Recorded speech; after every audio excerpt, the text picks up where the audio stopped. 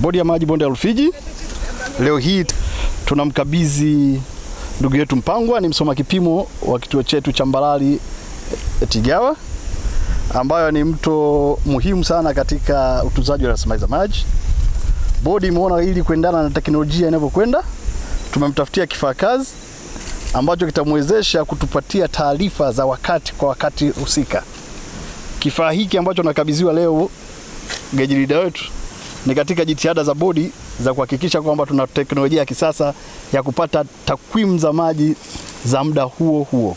Asante. Kwa niaba ya mkurugenzi wa Bodi ya Maji Bonde la Rufiji, tupo hapa leo na mkuu wa kidakio cha Usangu na pembeni yetu hapa aliyepo ni msoma kipimo cha mto Mbalali eneo la Igawa.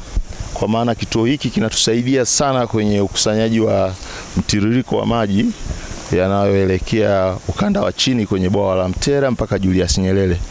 Tupo hapa leo kumkabidhi kifaa kazi kwa maana ya simu, kwa maana ya teknolojia ya kisasa kwa ajili ya kurekodi vipimo vyetu kwa sababu ya kuchukua data na kupata kwa wakati. Kwa hiyo kifaa hiki kitatusaidia sana sisi kupata takwimu hizo za umuhimu kwa wakati sahihi na kwa ubora ambao unahitajika kwa sasa hivi. Na kama tunavyojua dunia imebadilika, tunaendana na teknolojia za kisasa. Kwa hiyo na sisi pia tumebadilika, tunapata takwimu hizi kwa usahihi. Kituo hiki pia kilifanywa maboresho kupitia mradi wa Wizara ya Maji na Bodi ya Maji Bonde la Rufiji. Kwa hiyo baada ya kufanya maboresho, sasa tumeweza kupata vifaa kama hiki cha simu. Kwa hiyo tumemkabidhi leo aweze kutusomea takwimu kwa usahihi.